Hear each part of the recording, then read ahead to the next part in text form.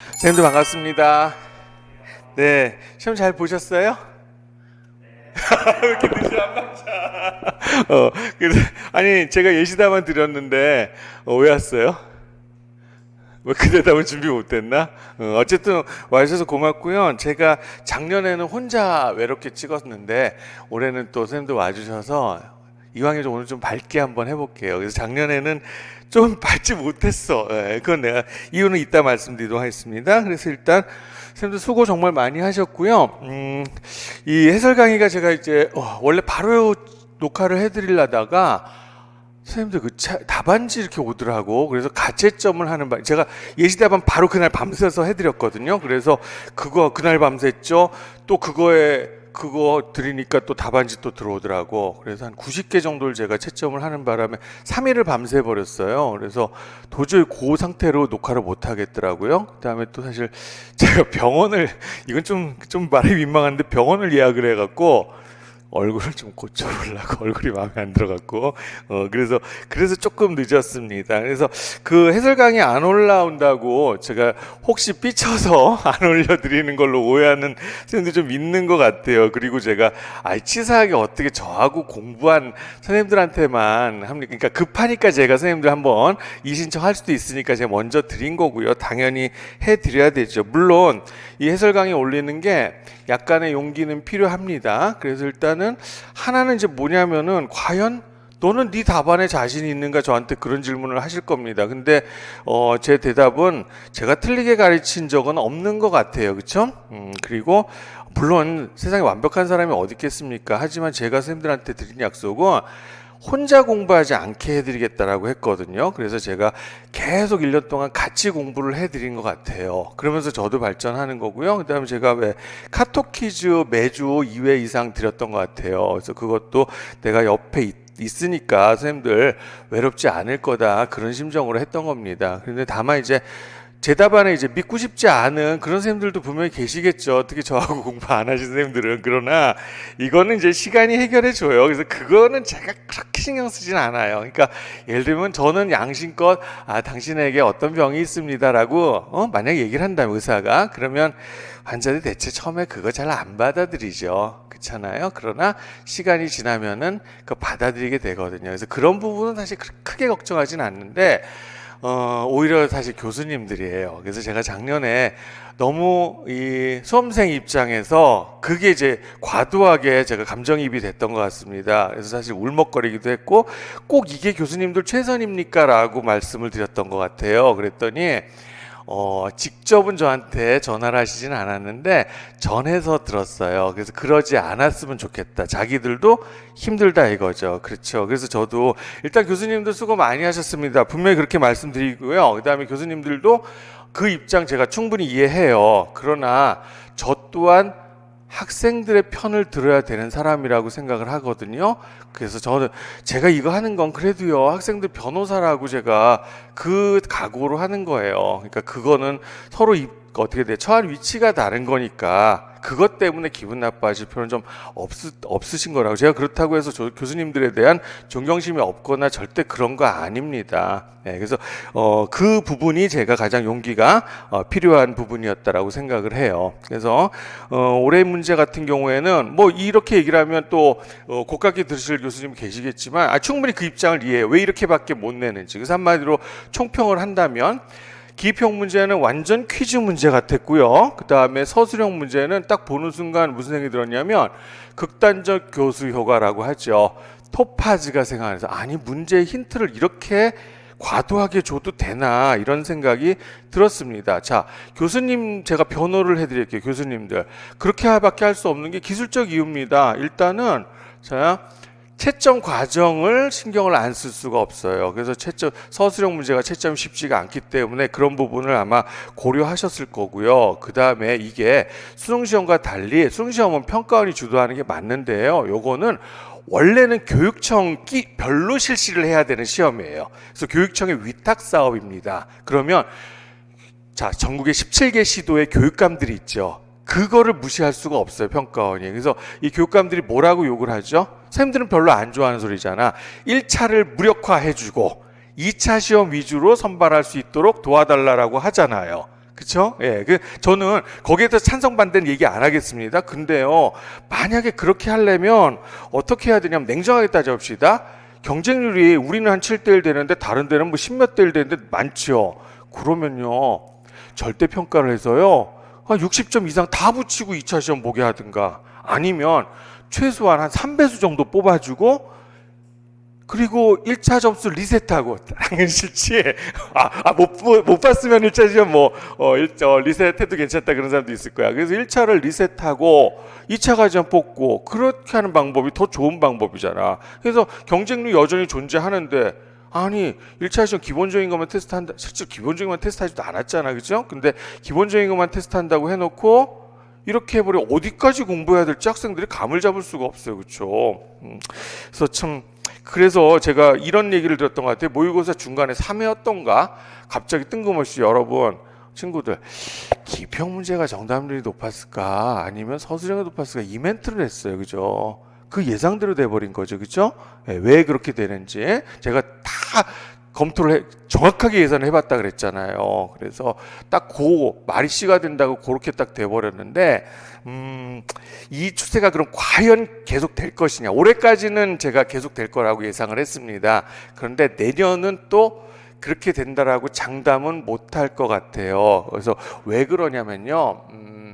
일단 내년에 지방선거가 있죠. 그래서 지금 사실 진보교육감에 대한 그 여론이 그렇게 좋지 않습니다. 그래서 전체 선거는 어떻게 될지 모르겠는데 교육감 선거만큼은 제가 볼 땐 지금 14대 3인가 그런데 아마 그게 완전히 반대가 될 가능성이 좀 있다고 보여요. 그렇게 되면 원래대로 정상적으로 기입형 조금 수월하게 그다음에 서술형으로 변별하는 이런 시험이 될 수도 있으니까 꼭 올해 시험이 모델이라고만 생각은 하지 않으셨으면 좋을 것 같아요. 그래서 이 멘트는 또 내년에 준비하신 선생님들도 계실 수 있잖아요. 이걸 늦게 보는. 그래서 그 멘트 그래서 말씀을 드리는 겁니다. 어쨌든 선생님들 진짜 고생 많이 하셨고요. 네, 그래서 선생님들이 요거를 보신 이유는 정답이 궁금해서, 그래서 제가 정답이라고는 감히 말씀 못 드리겠지만 예상 답안, 그래서 제가 열심히 썼거든요. 그래서 그 해설 강의 하도록 하겠습니다. 그리고 딱 시험 보면서 아마 많이 이 생각 느꼈을 거예요, 그죠? 그래서 결국 이런 시험에 대비하는 방법은 하나밖에 없는 것 같아요. 모래주머니 효과. 그래서 그렇게 준비를 하신 선생님들은 그래도 괜찮은 결과가 좀 얻지 않았을까 이렇게 조심스럽게 제가 진단을 해봅니다. 자, 그러면 1번부터 A형 1번부터 제가 해설을 해드리도록 하겠습니다. 시작해도 되겠습니까? 네, 그래서 A형 1번부터 참 여기서 멘탈 나중에 시험 끝나서 있었을 거예요. 그래서 두 개를 바꿔 쓴 거죠. 이거 아마 제가 보충 모의고사라고 해서 드린 거 중에 있었긴 해요. 그래서 저는 원래 이제 수업 시간에 그걸 방지하기 위해서요. 그러니까 할 말은 없어. 왜냐하면 우리가 교수님 꼭 이게 최선입니까? 했는데 교수님 대답은 뭐야?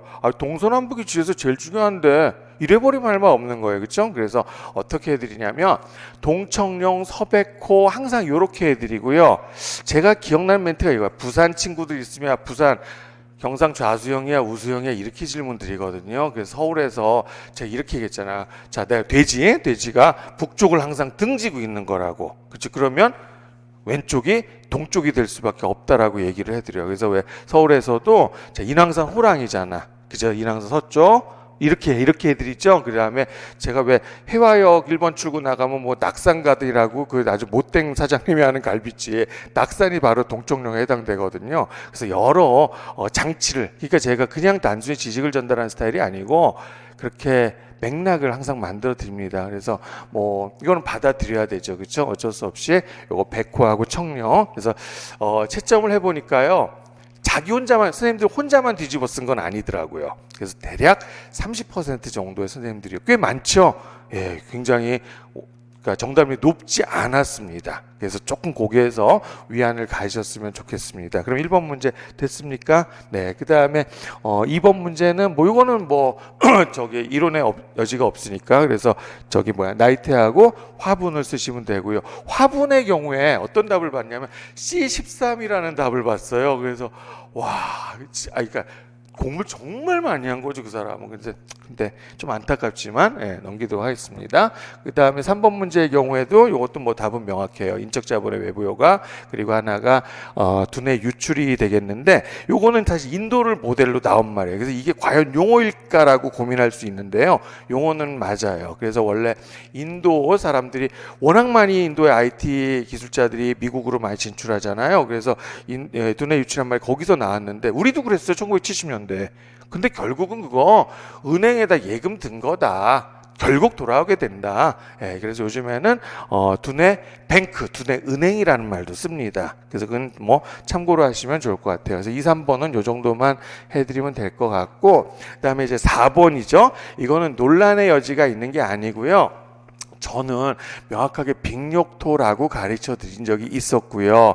그 다음에 저의 양심은 빅욕토만 답이라고 생각을 합니다. 저는 논란을 부추기는 사람이 절대로 아니에요. 이건 빅욕토가 답이에요. 죄송합니다. 채점 다 해봤어요. 근데 빅욕토보다 빅태석을 답으로 쓰신 선생님이 좀 더 많았습니다. 근데 제가 무슨 고민했냐면, 저는 빅욕토만 쓰려고 그랬는데 이거예요. 그러니까 각 대학교 교수님들 계시죠. 자기 학교 학생들도 조금 이렇게 물어보시잖아요. 그러니까 빅태석이 많아. 그치? 그러니까 살짝 어떤 한 교수님이 만약에 이게 빅태석도 될 수 있을 것 같다라고 해서, 그래서 그러면 제가 한번 검토해 보겠습니다라고 해서 그 밑에다가 달아드린 거예요. 그래서 왜 그러냐면, 자, 누군가라도 이 제기를 한번 하는 거예요. 그러면 평가원 측에서도 한번 검토를 다시 하고 교수님들께 또 문의를 드리겠죠. 그러면 또 혹시 구제될 수도 있을까라고 생각하시는 교수님들 계시니까, 교수님들도 선생님들 사랑하시는 건 맞아요. 이거 보면 무슨 말인지. 그럼 그 부분에 있어서는 저나 교수님들의 생각이 다른 게 아니잖아요. 그러면 저는 빅욕토를 답으로 생각한다 하더라도 이거는 빅태석도 될 수 있다라고 한번 드리는 건 나쁘지 않다라고 생각을 했습니다. 그래서 빅태석에 대해서 거기에, 그러니까 저는 이렇게 생각한다 그랬죠. 빅욕토는 퇴적물이고요. 빅태석은 퇴적 지형이 되거든요. 그래서 분명히 다르다라고 보지만, 그래도 그렇게 말씀을 하셨는데 제가 함부로 하는 건 아닌 것 같아서 해드렸습니다. 그래서 4번 문제는 제가 그렇게 해설해드리면 되겠습니까? 시원하세요? 네, 안 시원하다면 곤란해. 자, 5번 문제는 설명 안 해도 되죠. 네, 그래서 이게 결국 가장 기본적인 거, 너무 많이 했어. 근데 경쟁을 가끔 경쟁이 아닌 답이 보이긴 하더라고요. 네, 그 다음에 니은은 자연지역이 되겠죠. 그렇죠? 네, 그 다음에 세 번째, 이거 토파지오가 맞죠. 그죠? 그래서 5번 문제는 제가 설명 생략하도록 하겠습니다. 자, 6번 문제 가보도록 하겠습니다. 전반적으로 지리교육론 문제와 문화지리가 쉽지 않았습니다. 그러니까 선생님들만 어렵게 느낀 거 아니니까 거기에 동요하실 필요 없다고 생각이 들고요. 요거는요, 제가 전혀 의심을 안 했는데 이 질문이 들어왔어요. 동심원적 방법을 탄력적 환경학대법하고 같은 거라고 알고 있었던 선생님들, 또는 저는 그렇게 얘기하진 않았어요. 절대 그런 적은 없었지만, 그러면 제가 답을 드려야 될 것 같아요. 그래서 제가 수업 시간에 뭐라고 했냐면, 동심원적 방법에 대해서는, 자, 나는 이 방법 좋아해요. 왜냐하면 내가 영국 좋아하잖아. 가장 많이 내가 그러니까 살았던 건 아니고 가장 많이 외국에서 체류한 기간이 길었던 데가 영국이거든요. 그래서 그 영국 사람들은, 제가 기본적으로 공부는 이제 경험주의적 사고로 많이 하기 때문에 그런 거이기도 한데, 스케일이 커지잖아. 그럼 당연히 다루는 내용도 많아지는 거고, 그 다음에 난이도도 저절로 올라가는 거다라고 이렇게 강의를 해드렸어요. 그래서 요거는 아무리 봐도 동심원적 방법은 답이 될 수 없습니다. 그래서 빨리 단념하시는 게, 절대 이거는 복수 정답 소지가 없으니까 빨리 이거는 잊으시는 게 좋다라고 말씀을 드릴게요. 됐나요? 네, 그래서 첫 번째, 인지 발달 단계 명칭 피아제로스라 그랬으니까 전 조작기가 되는 거죠. 네, 그 다음에 요 지문은 조철기 교수님 책에 그대로 나와 있는 거예요. 그죠? 그러니까 결국 제가 이걸 해야 돼. 자, 전 조작기잖아. 그럼 제가 이렇게 수업에 했었던 것 같아. 구체적 조작기 아이들의 특징이 뭐냐? 그래서 딱 얘기하는 게, 얘들이 학교 가서 뭘 배우면, 야, 친구들한테 너 주소 대봐 그러면 우주, 그 다음에 은하계, 태양계, 지구, 아시아, 한국, 그 다음에 서울, 무슨 구 이렇게 간다 이거지, 그치? 그래서 왜 전조적계, 그러니까 구체적 주작계 아이들은 뭐가 생긴 거야? 조작 능력이 생긴 거예요. 그 조작 능력이 결국 분류 능력을 말하는 거고요. 그 바로 분류 능력이 소위 말해서 공간적 개념화 능력이 되는 거예요. 그래서 이왕이면 분류 또는 공간적 개념화 또는 조작 이런 표현을 써서 답을 쓰시면 훨씬 뭐 그거 외에 결국 이게 뭐예요? 위계 내지는 위상관계죠, 그렇죠? 그렇게 해서 조리 있게 쓰시면은 충분히 점수를 받을 수 있다라고 생각이 듭니다. 알겠습니까? 항상 묻는 말에 대답을 하라고 제가 그러니까 전조작계 아이들 전반적인 특징을 쓰라기보다는 묻는 말에 대답을 하는 것이 가장 안전한 답변이라고 말씀을 드렸습니다. 됐죠? 네, 그럼 전조작계 그다음에 공간인재 문제점, 그다음에 지평학대법 내지는 환경학대법, 또 탄력적 환경학대법 이렇게 답이 되겠습니다. 죄송합니다. 그러니까 동시먼적 방법 빨리 잊으세요. 네, 자 7번 문제로 가도록 하겠습니다. 뭐 한 모금만 잠깐 마셔도 될까요? 네, 미안.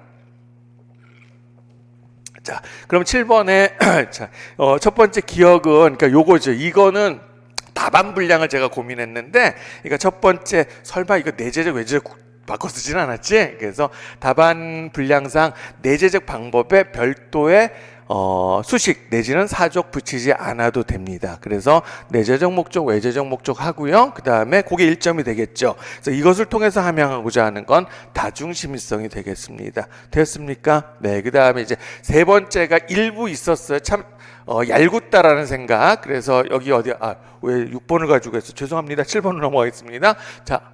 7번 맞죠? 네, 그러면 7번은 요 부분이죠.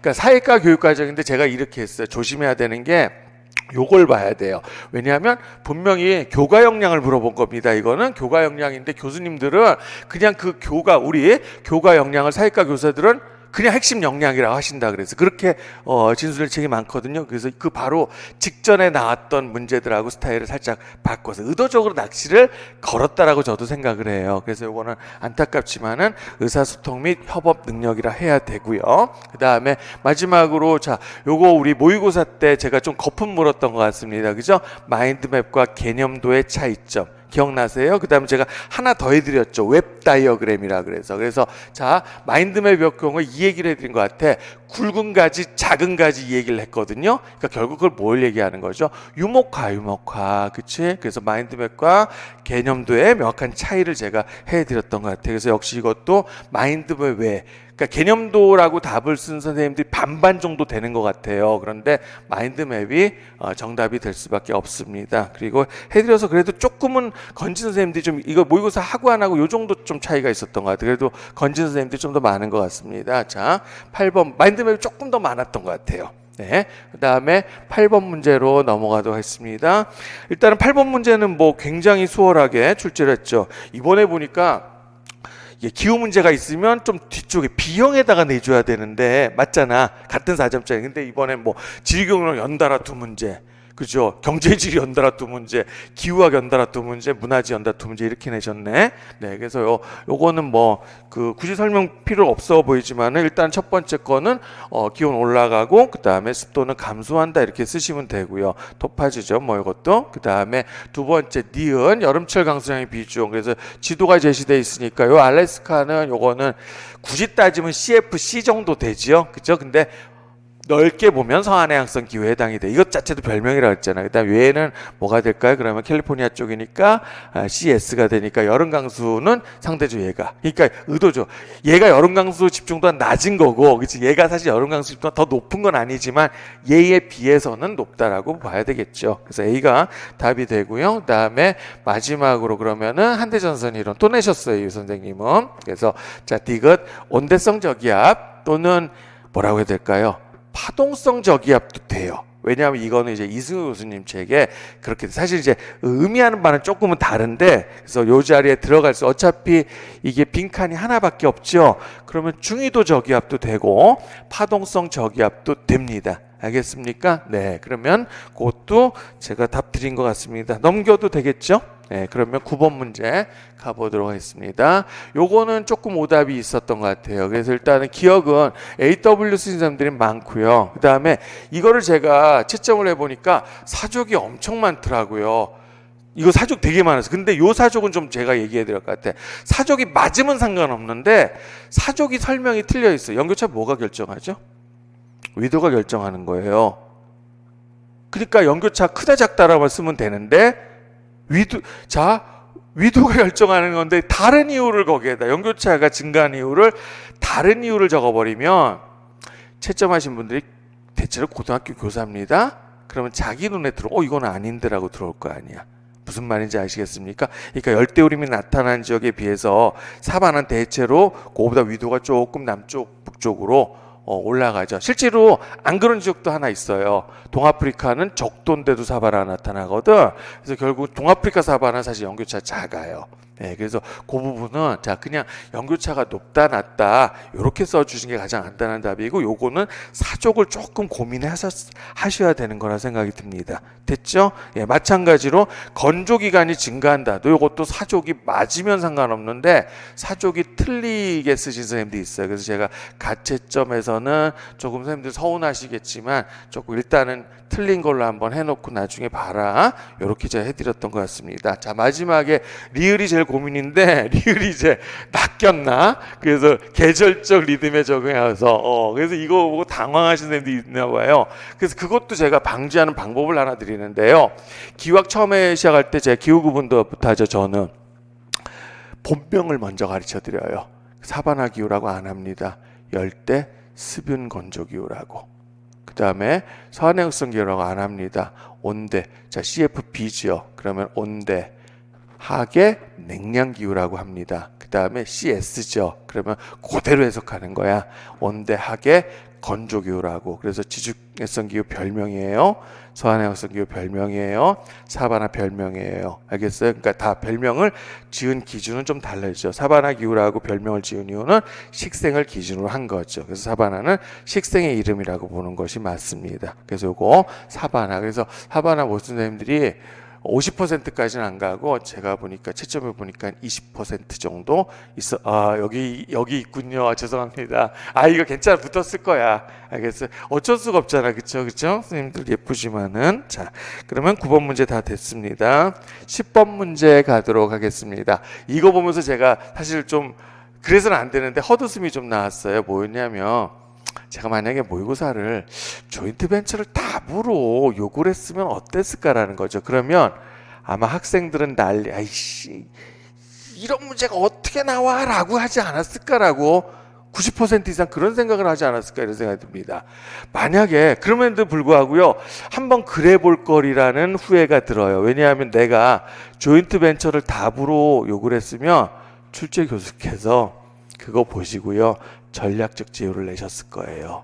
근데 분명히 제 거 전략적 제휴를 보시고요 뒤집어서 내신 것 같아요. 뇌피셜이지만 상당히 사실 근거 있는 뇌피셜입니다. 그래서 제가 어떻게 되냐, 수업 시간에 이 조인트 벤처 제가 여러분들 아마 가지고 있을 거예요. 조인트 벤처 이렇게 돼 있을 거예요. 그래서 제가 저거 경제 시간에 어떤 식으로 강조를 했냐면, 일반적으로 리스크가 클 때는요 감량 경영이 이게 기본이에요. 그게 소위 말해서 그게 수익적 분리가 되는 거잖아요. 그런데 때로는 사이즈를 키워야 되는 경우가 있어. 그래서 그 사이즈를 키워야 되는 게 자원 개발, 리스크가 워낙 크기 때문에. 그 다음에 또 자원 개발의 경우에는 자 우리가 아랍에미리트에 진출해서 석유를 개발하는 거 우리나라 회사가, 그러면 아랍에미리트 입장에선 자꾸 자기네 자원이 나가잖아.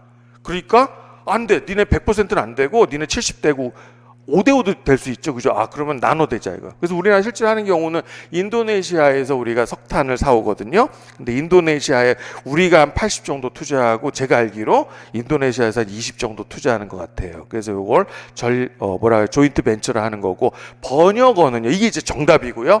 번역어는 합작 벤처는 당연히 맞을 것 같고 합작 투자까지도 아마 답으로 인정할 것 같습니다. 알겠죠? 그래서 제가 우리가 코로나 지금 시국이잖아. 그래서 그 사례를 들었던 것 같아. 바이오엔테크하고 우리 화이자를 기억하잖아. 그치? 근데 화이자 단독으로 개발한 게 아니라 리스크가 크니까, 그래서 리스크를 분산하려고 오히려 사이즈를 키우는 거라 그랬죠, 그렇죠? 예, 바이오엔테크하고 화이자 이야기를 해드렸던 것 같아요. 됐나요? 아마 쌤들도 요렇게 자 요렇게 쓰라고 했을 거야 내가. 아마 집에 가서 한번 저거 다시 그 교재 한번 찾아보셨어요. 그래서 그 부분이 조금 뭐랄까 웃음이 나오게 된 부분이었고요. 그 다음에 첫 번째 거는 뭐 역시 또 토파즈가 되겠죠. 그래서 설마 선진국과 개도국을 구분 못해서 쓰지는 않았을 거고, 그다음에 의사결정 권한은 당연히 어느 쪽에 선진국 쪽, 그다음에 또 뭡니까 구상 기능을 가진 쪽이 의사결정을 가지는 거죠, 그렇죠? 네, 그다음에 지역 내, 자, 요거 위성형 산업지구가 되겠죠, 그렇죠? 네, 수출 플랫폼이라고 한 거. 그러면은 지역 내 연계 강도는 미약하고, 그다음에 지역 외 강도가 강하게 되겠죠. 요거는 기출이 되겠습니다. 자, 그러면 10번 문제까지 됐습니다. 자, 11번 문제 가겠습니다. 첫 번째에 그 1번 문제에서 백호하고 청룡을 뒤집어 쓴 선생님이 좀 더 많았지만 요거도 있었어요. 뭐냐면 우리가 항상 기반 기능을 먼저 배우지 비기반 기능을 먼저 배우지 않잖아. 그러니까 그거에서 뒤집어 쓴 선생님이 좀 계셨어요. 한 10%는 조금 넘었던 걸로 제가 기억합니다. 그래서 요거하고 참 안타깝죠. 이렇게 그 생각했어요. 이거 채점 이럴 때요. 제가 채점하다가요. 솔직히 고백하면 담배 피러 나가요. 제가 알잖아요. 그 선생님들 1년 동안 카톡 기조에서 보지는 못했어도 얼마나 속상합니까? 뭐라고 답을 그 선생님께 채점하고 나서 뭐라고 이거를 해드려야 될까? 사실 새벽에 많이 그랬어요. 제가. 그래서 어쩔 수 없죠. 이것 때문에 한 해를 더 하게 된다면 그게 과도하게 왔어요. 그래서 결국은 내가 그 다음날 아침에 해설 못 들어온 이유가 바로 그겁니다. 그래서 비기반 활동, 기반 활동. 그래서 비기반이 뭡니까? 돈이 돌게 하는 기반, 그렇죠? 한마디로 내수죠, 내수. 그다음 기반 활동이 수출 활동이 되는 거죠. 네, 됐습니다. 그리고 이거야 뭐 계산 문제 우리 처음에 제가 아마 뒤에 인구 문제도 그렇지만 그때 많아요. 제가 인구 파트에서 인구 구조할 때 계산 문제를 해드리거든요. 거기서 싫은 거야. 근데 이거 모래주머니 효과야. 그래서 이거는 뭐 하나도 안 틀려주셨을 거야 이번에는. 그쵸? 네, 그래서 C하고 D 나오니까 됐나요? 네, 그리고 무슨 또 생각이 들었냐면 이거 도시지리 문제인가? 이랬어요. 순간. 왜 그러냐면 10번, 11번이 연달아 있으니까 10번이 경제지리면 11번이 도시지리가 더 어울리잖아. 그리고 또 이번엔 출제 들어가신 교수님이 도시지리 교수님 따로 안 계셨고 사실 경제지 전공 교수님이 들어가셨거든요. 다 아실 거예요. 도시지리학개론 8장을 쓰신 교수님이거든요. 그래서 그 교수님 혹시 냈나 그랬더니 세 보니까 도시지가 세 문제 또 있더라고요. 그래서 그냥 경제지 교수님이 내셨겠구나 이렇게 생각을 했습니다. 자, 12번 문제 가겠습니다.